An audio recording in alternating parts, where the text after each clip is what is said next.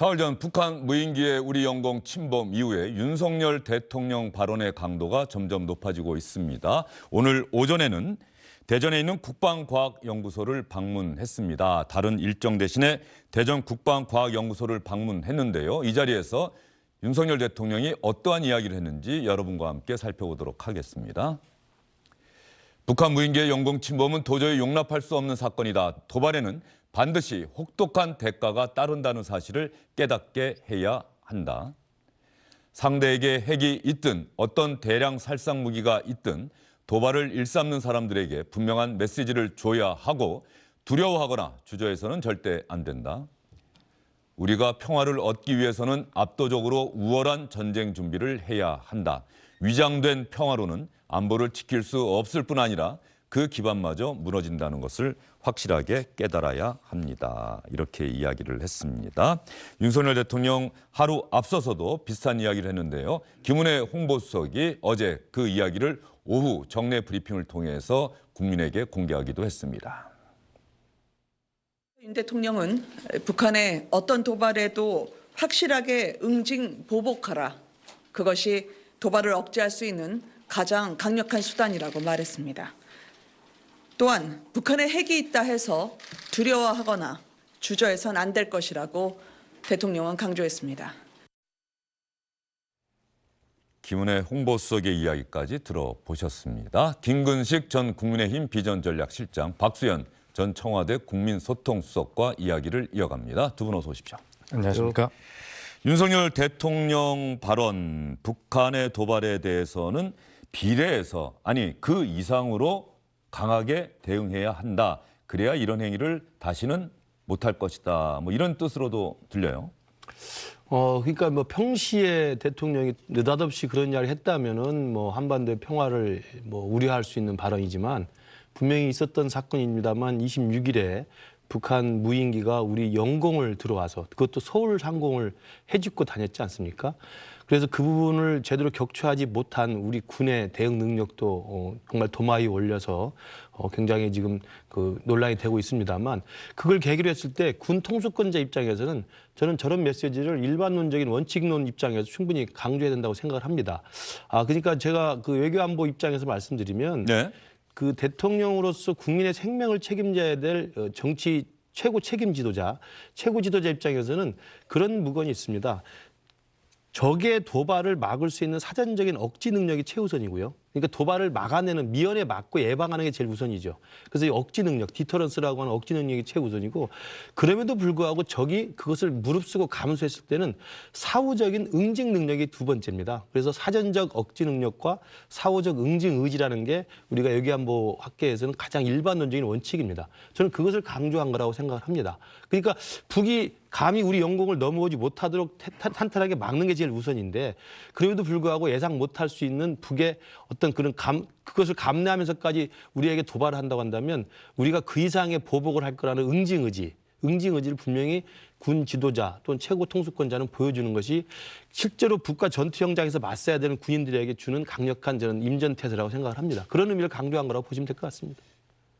최근에 윤석열 대통령의 발언 그리고 그 발언의 진위를 전하는 대통령실 관계자들의 이야기를 종합해 보면 이번 군의 대응에는 분명히 문제가 있고 국민들도 어떻게 이렇게 우리 군이 제대로 대응하지 못했을까 하는 불안감도 분명히 있어요. 그런데 바로 그 부분이 북한이 노리고 있는 것이다라고 또 전문가들은 이야기를 하고 있는데 문재인 정부 당시에 이루어졌던 9.19 군사 합의 그리고 북한의 선의에만 기댔던 그래서 한반도의 평화가 올 것이다라고 기대했던 이른바 문재인 정부 당시에 지난 5년 동안 우리 군의 대응 태세가 좀 해이해졌던 것 아니냐라는 문제의식도 깔려 있다. 뭐 이런 이야기도 분명히 있거든요. 그러니까 여당에서 지금 그런 이야기를 하고 있지만 동의하지 않습니다.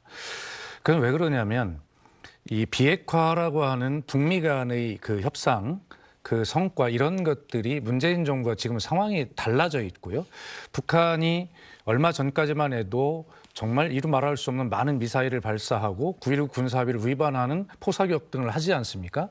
이것은 문재인 정부 시절에 무슨 대응 태세가 잘못되었다 이것이 아니라 비핵화 테이블로 나오고 싶은 북한의 욕구가 있는데 거기에 대응하는 미국의 대응이나 반응이 지금 나오지 않고 있는 것 아닙니까? 그렇기 때문에 거기에 대한 어떤 요구를 북한이 하고 있는 그런 상황의 변화인 것이지 우리 군의 어떤 대응 태세가 달라졌다거나 저는 그렇게 보지를 않습니다.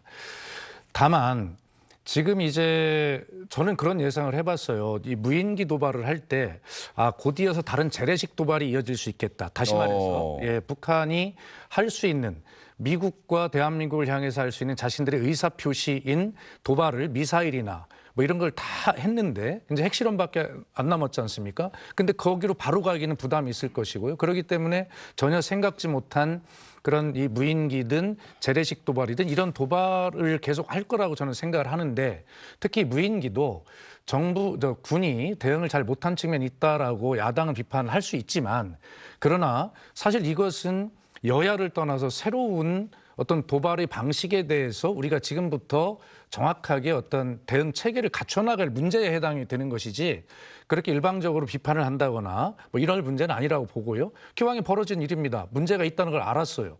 지금 그렇기 때문에 우리의 대응 시스템을 어떻게 갖춰야 될 것이냐라고 하는 문제를 예산을 들여서 지금 하겠다고 하는 것이고 문재인 정부 때도 해오지 않았습니까? 이런 문제를 해야 되고 오늘 대통령이 국방과학연구소에 가서 이러한 메시지를 발표한 것, 그러한 어떤 행보를 한 것, 이것은 군 통수권자로서 바람직한 그런 어떤 행보이고 메시지를 냈다. 그렇게 보고요. 네. 무인구 문제를 가지고 더 이상 왈가왈부할 문제가 아니라 문제점을 인식했으니까 이 문제를 어떻게 잘 대응할 것이냐의 새로운 대응 체계를 만드는 일이 남은 것입니다. 예.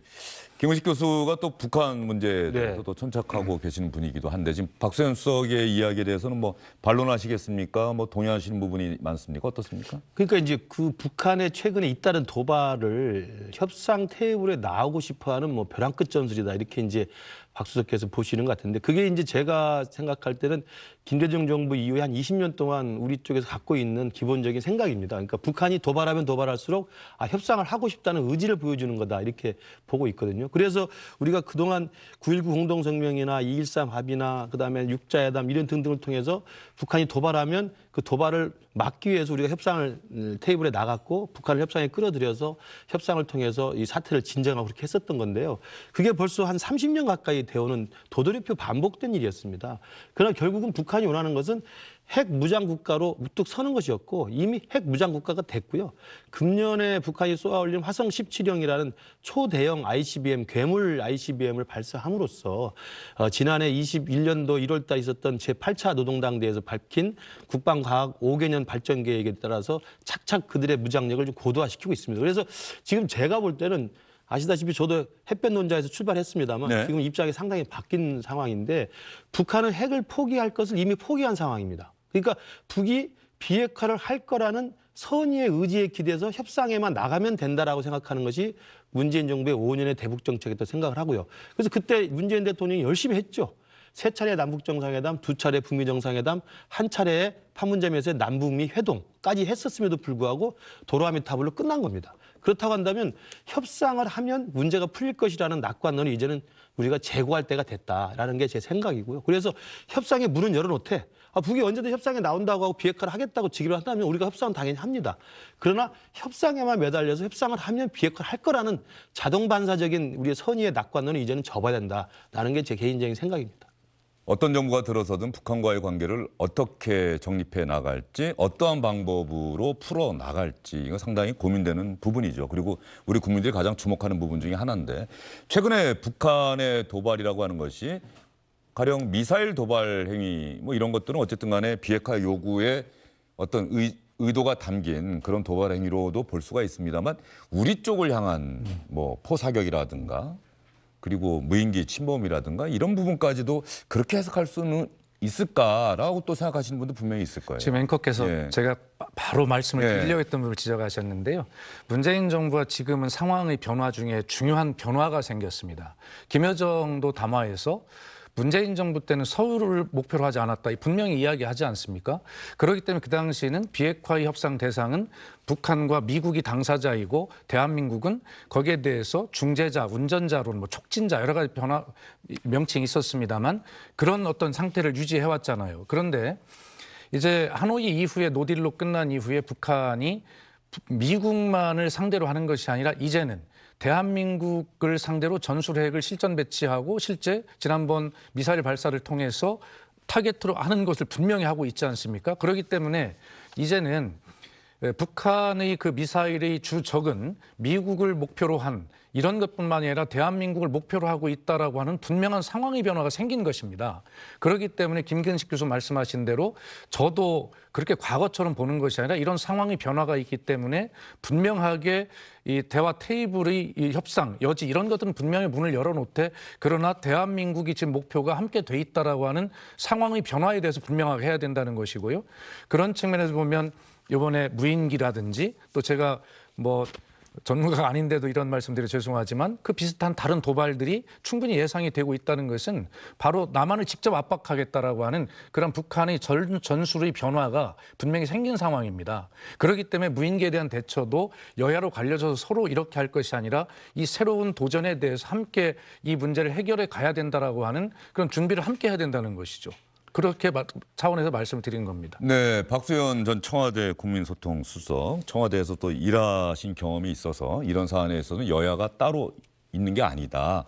공동으로 이런 새로운 북한의 도발에 대해서 어떻게 대응할 것인지 함께 머리를 맞대야 한다는 취지로 말씀을 해주셨는데 지금 정치권 특히 여당과 제1야당에서 나오고 있는 이야기는 이 상황 판단과 대응 방식에 대해서 상당히 다른 목소리가 나오고 있습니다. 주호영, 박홍근, 국민의힘 민주당의 원내대표의 이야기를 차례로 들어보겠습니다. 문재인 정권은 이러한 합의 위반에도 불구하고 제대로 된 항의를 한 적이 한 번도 없고 오히려 북한을 두둔하고 변호하기에 급급했습니다. 현재 9.19 군사합의는 북핵 문제의 평화적 해결을 위한 대한민국의 한없는 인내심에 의하여 겨우 그 명맥이 유지되고 있는 실정입니다. 북한의 무인기 도발을 규탄하는 국회 차원의 공동 결의안을 즉시 채택할 것을 더불어민주당을 포함한 야당에 제안합니다. 조속한 공동 결의안 채택을 통해서 북한 당국에 강력한 경고를 보내는 한편 우리 국민들의 일치된 단결력을 보여주었으면 합니다. 윤 대통령은 북드론이 우리 영공을 휘젓고 다닌다는 보고를 받고도 대책회의가 아니라 한가롭게 만찬을 하며 송년회를 이어갔다고 합니다. 더 걱정스러운 것은 윤석열 대통령의 위험천만한 인식과 발언입니다. 연일 확전 각오부터 원점 타격까지 강경 일변도의 발언으로 대통령이 오히려 국민 불안을 부추기고 있습니다. 대통령은 국군 통수권자로서 안보 무능을 국민께 사과하고 관계자를 문책하기 바랍니다. 또한 무책임하고 강경한 말폭탄이 아닌 안보 위기를 해소할 실질적 대책을 마련해 주기 바랍니다. 민주당에서는 북한의 무인기가 침범했던 날 윤석열 대통령이 만찬을 냈다. 4대 지방협의체 회장단 이상민 행정안전부 장관 등과 용산 대통령실에서 비공개 만찬을 한 것 아니냐. 이런 또 언론 보도도 나오고 있어서 그 부분을 집중적으로 좀 비판을 하고 있는 것 같아요. 당일 국가안전부장이 상임위원회도 열지 않았다. 그래서 그 다음날 대통령실 관계자가 또 상당히 자세하게 왜 국가안전부장이 상임위원회를 열지 않았는지 일단 이거는 현재 시각에서 벌어지고 있는 상황이어서 군의 대응, 보고 체계에 따른 대통령께 보고가 이루어졌고 그다음에 지시가 이루어졌고 현장에 지시가 전달됐다 이렇게 이야기를 했는데 어떻게 생각하세요? 국가안전보장회 상임위원회 민주당이 또 뭐 7시간의 행적을 공개하라 이런 이야기까지 하고 있는데 예, 뭐 민주당 야당으로서는 주호영 원내대표가 이야기한 북한 규탄 공동 결의 네. 뭐 당연히 해야 한다고 생각하고요. 다만 지금 아까 이제 앵커께서도 말씀하셨지만 대통령의 메시지 발언이 점점 강해지고 있지 않습니까? 그런데 저는 야당이 지적하는 이런 걸 겁니다. 첫날 무인기가 넘어왔을 때 안보실장을 중심으로 대응하고 있다. 이렇게 메시지가 나가면서 NSC 소집을 하지 않은 것이죠. 대통령이 주재하는. 뭐 거기까지는 이해가 될 수 있는데 격추하는 데 실패했단 말이에요. 그러다 보니까 다음 날부터 메시지가 점점 강해졌어요. 그래서 제가 보니까 뭐 2배, 3배를 북에 비례성 원초로 네. 보내라 이렇게 시작했고 원점 타격. 그다음에 아까 김은혜 수석이 얘기했습니다만 응직, 뭐 보복, 뭐 이런까지 나오는 핵이 있다고 겁낼 그렇습니다. 것 없다. 그래서 첫 번째 대응이 좀 안이했기 때문에 격추하지 못한 결과에 대한 국민 비판에 대응해서 대통령의 발언이 점점 강해지고 있는 것이 저는 이 부분은 한번 짚어봐야 될 문제라고 생각하고 이 문제는 무조건 잘못했다기보다 이 무인기에 대한 대처가 사실 어떤 새로운 대처 방법이 우리가 효과적인 방법이 아직도 마련되지 못하고 이 무인기에 대해서 좀 어떤 중대성을 우리 그 대통령실이 또 군이 그렇게 확실하게 인식하지 못한 요 지점은 분명하게 좀 인정하고 그러면서 같이 북한 규탄 공동 결의안을 하든가 이런 주장을 지금 민주당 하고 있는데 그 부분은 여당이 또 아니면 국방부가 그런 정도의 좀 혼선에 대해서는 국민께 솔직하게 말씀을 드리고 그리고 야당 같이 하자 이렇게 하는 것이 원칙인 것 같습니다. 국방부는 뭐 국민께 죄송하다고 이미 그 자리에 사과를 했었죠. 국가안전보장위 상임위원회가 당일에 열리지 않았다. 우리는 어떤 면에서는 북한이 미사일을 쏜다 그러면은 국가안전보장위 상임위원회가 당연하게 자동적으로 거의 열리는 시스템이었는데 무인기가 침범했는데 국가안전보장위 상임위원회가 열리지 않았고 현장 보고책에 따라 보고가 이루어졌고 그 다음날 긴급 안보 현안 점검회의가 열렸다. 어떻게 보세요? 그러니까 대개 우리가 국가안전보장회의 NSC가 개최되는 것은 우리 기억 속에는 이제 북한이 ICBM 장거리 탄도미사일 쐈거나 이런 그 대륙간 탄도미사일 쐈을 때거든요. 그러니까 그건 북한의 도발이 있은 다음에 그 도발의 의미를 분석하고 도발 이후에 우리의 대응책을 마련하기 위해서 관계장관들이 모여서 용산 대통령실에서 관계장관 회의를 하는 겁니다. 대통령이 주재할 때도 있고 안보실장이 주재할 그렇습니다. 때도 있고. 그렇게 본다면 이번에 무인기 침범은 무인기 침범이 들어와서 서울 시내를 상공해서 돌아가는 그 시간에 벌어지는 일이잖아요. 그러면 그 시간이 진행형이기 때문에 매뉴얼에 따라서 작전 단계별로 그 작전이 실시간 진행이 되고 그게 보고가 신속하게 되고 그다음에 육군 합참의장, 국방장관, 그다음에 청와대 용산 안보실장, 대통령에게 보고가 되면서 지시가 내려가면서 실제로 작전이 진행되는 과정입니다. 그 과정에서는 NSC를 할 수가 없는 것이죠. 그러니까 북한의 미사일 발사가 있은 다음에 NSC를 여는 거하고 무인기가 들어와서 경기도와 서울 북부를 돌고 있는 이 작전 기간 동안에는 NSC를 열 수 없는 것이 오히려 상식이라는 말씀을 드리고요. 그래서 그 다음 날 제가 볼 때 대통령이 모든 일정을 취소하고 어제 안보실장과 비서실장을 대동해서 청와대 용산 대통령 참모들을 다 모아놓고 격앙된 어제로 제가 질책한 것을 알고 있습니다. 국방부 장관 질책을 했고요. 군에 대해서 뭐 몇 번 질책을 했고 저는 대통령 스스로도 자책을 하고 있다고 생각을 합니다. 아 정말 우리 대한민국 안보가 정말 허점이 많구나. 이걸 어떻게 해소해야 될 것인가. 그래서 저는 어저께 저 발언 오늘 국방과학연구소 발언들은 대통령의 의도된 메시지라고 생각합니다. 아까 제가 말씀드린 한 나라의 국민의 생명을 지켜야 될 군통수권자로서 이 사전적 억지 능력과 사후적 응징 의지라고 하는 가장 원칙적인 안보에 대한 입장을 내가 국민들에게 정확히 밝혀야 되겠다. 북한이 핵무기를 가졌다고 두려워할 게 아니고 북한이 무시에 불시에 어떤 식으로 도발하더라도 우리는 단호히 대응하겠다는 의지를 보여야 되겠다. 이런 말씀이고요. 이거 관련해서 제가 비교를 드리면 우리 박수현 수석이 계속 죄송하긴 합니다만 2017년에 문재인 대통령이 출범한 다음에 첫 해에 북한의 김정은이 핵 질주를 벌였습니다. 엄청나게 핵 실험하고 핵 미사일 쏘고 그랬을 때입니다. 그때 이른바 트럼프와 김정은 사이에 강대강 대결이 있으면서 말폭탄이 오고 한반도의 전쟁 위기가 촉발했을 때입니다. 그때 트럼프는 북한에 대해서 화염과 분노로 멸망시키겠다고 했었고 김정은은 괌의 포위 사격까지 지정을 해서 명령했던 좌표까지 때렸던 시절이었는데요.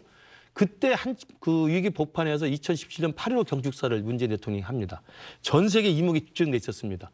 아 정말 대한민국 위기가 고조돼서 전쟁 이촉즉발했는데 대통령이 무슨 메시지를 낼까. 그때 문재인 대통령이 내었는 첫 해의 8.15 경축사의 핵심은 전쟁은 절대 안 된다는 것이었습니다. 전쟁 불사입니다. 대한민국 정부는 전쟁 불사가 아니고 전쟁은 절대 하지 않아요. 전쟁 불가. 어떤 경우에도 내 대한민국 정부 전쟁을 허락하지 않겠다는 것이었습니다. 저는 그것은 절반의 이야기일 뿐이라고 생각합니다. 모든 대통령은요, 국가 지도자는 그리고 군통수권자는 그런 전쟁 위기 상황에는요, 전쟁을 하지 않겠다는 이야기를 해서 그쳐서는 안 됩니다. 전쟁을 원하지 않는다. 우리는 평화적인 방법으로 문제를 해결할 것이다. 그러나 전쟁을 피할 수 없다면 우리는 결코 전쟁을 피하지 않을 것이다. 라는 메시지를 내주는 게 군통수권자의 실제로 모델입니다. 하겠다는 게 아니라 아닙니다. 예. 전쟁을 피하지 않겠다는 것을 군통수권자가 하시라도 해서 메시지를 내줘야 합참의장, 국방장관, 각 작전사령관 그 현장에 있는 전투 지휘관들도 총을 쏠 준비를 하는 겁니다. 근데 대통령이 전쟁은 절대 안 한다. 라고 하면 총알이 빗발 전쟁을 할 수 있겠습니까? 저는 그것이 2017년 8.15 경축사의 문재인 대통령의 저는 절반의 실패라고 생각합니다. 예. 그래서 북한이 볼 때는 남쪽이 어떤 도발을 해도 문재인 정부는 전쟁을 안 할 거야. 이게 북한에게 주는 우리의 허점이라고 생각을 합니다. 그래서 제가 외교안보 입장에서 다시 말씀드립니다만 사전적 억지와 사후적 응징의지는 군 통수권자라서 항상 해야 되는 이야기고 대통령은 기회 있을 때마다 특히 한반도처럼 북한의 저 무도한 위협이 눈앞에 가시적으로 있을 때는 우리는 전쟁을 원하지 않습니다. 그러나 나 대통령은 전쟁을 결코 피하지도 않을 것입니다라는 말을 해줘야 현장에 있는 군인들이 열심히 싸울 수 있다는 말씀입니다. 이렇게 북한 무인기의 우리 영공 침범 이 문제에 대한 현 정부의 대응, 윤석열 대통령의 발언 항상 이렇게 자연스럽게 결국은 현 정부의 대응과 문재인 정부의 대응을 비교하는 항상 이렇게 지금 돌아가고 있는 것 같아요. 아마도 내년쯤에는 좀 상황이 많이 달라지지 않을까 싶긴 한데 적어도 올해까지는 어떻게 생각하십니까? 예, 뭐 출범한 지 이제 7개월 됐으니 뭐 전 정부와 비교도 하고 또 책임도 전 정부로 돌릴 수는 돌려보고 싶고 하겠지요. 그러나 그런 시간이 얼마 남지 않았습니다. 그리고 저는 늘 말씀드립니다만 우리가 보수 진보 정부가 서로 교체도 되고 이렇게 합니다만 어느 정부가 됐든 국가, 국민, 민족을 위해서 최선의 봉사를 하고 헌신을 하는 그것이야 어떻게 다를 수가 있겠습니까? 그런데 문재인 정부의 애국은 다르고 윤석열 정부의 애국은 또 옳다라고 하는 그런 비교가 이제 더 이상 안 됐으면 좋겠고 또 마찬가지로 저희들도 그럼 2017년에 북한의 핵과 미사일 도발이 그렇게 극에 달했을 때 그럼 저희가 전 정부가 잘못해서 그랬습니다라고 그렇게 한 적이 있나요? 이것은 문재인 정부가 책임지고 해야 될 일이니까 김근식 교수가 지금 말씀하신 부분도 뭐 인정할 수 있지만 그러나 말을 한다고 해서 되는 것이 아니거든요. 말을 하지 않더라도 우리는 역대 정부 처음으로 북한의 미사일 발사에 대해서 한미가 합동 미사일 대응으로 무력으로 대응한 최초의 강경 대응을 했던 정부입니다. 그렇기 때문에 그런 어떤 김근식 교수의 분석에 더해서 제가 보충으로 설명드리면 문재인 정부도 그런 힘에 의한 평화, 김대중 대통령 햇볕 정책의 기본은 힘 아니었습니까? 그리고 늘 말씀드립니다만 역대에 민주당이 집권하면 늘 안보에 취약하다는 프레임을 가지고 있습니다만 그러나 사실을 떠놓고 보면 국방비와 그다음에 실질적인 신무기, 전략무기 획득 비용인 방위력 개선비 두 개를 놓고 보면 문재인 정부, 김대중 정부, 노무현 정부, 문재인 정부, 민주당 정부가 집권했을 때 오히려 그 증가율이 가파르게 가장 높았다는 것도 사실입니다. 예. 알겠습니다.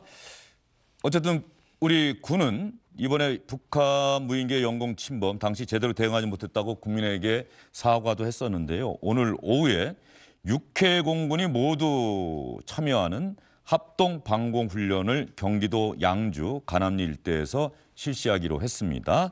합동 참모본부의 주도로 6회공 가용 전력을 모두 동원해서 실전 훈련을 하는 것은 지난 2017년 이후 5년 만이라고 합니다. 그리고 두 분의 말씀 시청자 여러분들께서도 잘 들으셨겠습니다. 이제 정말 중요한 것은 북한 영공 무인기 침범 어쨌든 이젠 지나간 일입니다. 국방부도 사과했습니다. 앞으로는 제대로 대응할 수 있도록 다음에 또 비슷한 북한의 도발이 있을 경우에 우리 군이 제때 발견하고 제때 대응하고 이러한 소식을 우리 국민들께서 시청자 여러분께서 들으신다면 또 얼마나 안심하실까 이런 생각이 좀 듭니다. 국회 국방위원회에서 있었던 여야 의원들의 질문, 국방부의 답변 여러분과 함께 다시 한번 들어보도록 하겠습니다. 드디어 문재인 정권의 잘못된 안보 정책에 참담한 성적표가 배달됐습니다. 그보다 더 식강한 게 9.19 합의라고 생각합니다. 장관님 어떻게 생각하세요? 예, 상당히 많은 영향을 미쳤다고 생각합니다. 그런데 9.19 합의에서 GP 11개 없앴습니다. 그런데 더 심각한 것은 그때 무인기를 발견한 GP도 없어졌다는 겁니다. 그 정책에 그 정권에서 이러한 행위를 한 사람들이 어떻게 손가락질을 할 수 있나요? 이게 말이 됐냐 말이에요. 송비를 할 상황이냐고 이게. 에? 모든 걸 다 한반도에 전쟁이 일어날 각오까지 하고서 유로 정책을 보내라고 그랬는데 근데 송비를 하고 앉았다? 도대체 이해를 할 수 없어요. 그래서 이 명령 자체가 사실이냐 의구심이 들 수밖에 없어요. 틀림없는 사실이죠. 예, 그렇습니다. 그 이해가 갑니까? 송별회 하신 거? 그 대통령께서 만찬하신 그 시점은 실질적으로 상황이 다 종료되고 정리가 된 시점으로 이해하시면 좋을 것 같고, 저희들이 뭐 확전 각오하면서 공세적으로 무인기를 운영한 그 부분은 물론 당연히 그런 각오로 했던 것은 사실이고, 그러나 우리의 안전, 자, 여기 됐어요. 가능성 알겠습니다. 충분히 검토를 한 후에 알겠어요. 했습니다. 적기가 왔을 때 방공이 움직이려면 고슴도치를 발령해야 돼. 그거 왜 발령하지 않았느냐? 이거 심각한 문제예요. 그 다음에 경고방송을 했어요. 왜 경고방송합니까? 휴전선을 넘어가는 적기에 대해서는 무인기든 유인기든 격추해야죠. 왜 격추하지 않고 경고방송을 하고 경고사격을 합니까? 그것이 적절했는지 전반적으로 재검토해서 다시 필요하다면 매뉴얼을 조정토록 하겠습니다. 이게 보면은 제가 대강 해보니까 은평, 서대문, 종로, 중구, 동대문, 광진, 중랑 그리고 용산도 지나갔지 않느냐 하는 그림인 것 같단 말이에요. 근데 이거를 합참에서 26일 날 브리핑을 할 때 서울 북부라고 표현을 했습니다. 이거는 현저하게 사실관계를 축소하는 발표였다고 저는 봅니다. 자세한 거는 설명을 기록을 하지 않았는데 그것은 다음에 별도로 그 세부 지명까지 말씀을 드리겠습니다. 오히려 의혹을 더 자아내는 게 예. 이걸 보세요. 서울의 절반을 왔다 갔다 하잖아요. 이 그림 그렇지는 않고요. 제가 다시 말씀드리지만 용산 지역까지 온 것은 잠깐만요. 분명히 아닙니다. 저 국방부 장관으로서 이 북한 무인기 도발 상황에 대한 작전에 대한 그 결과에 대해서 국민들께 송구하다는 말씀을 드립니다.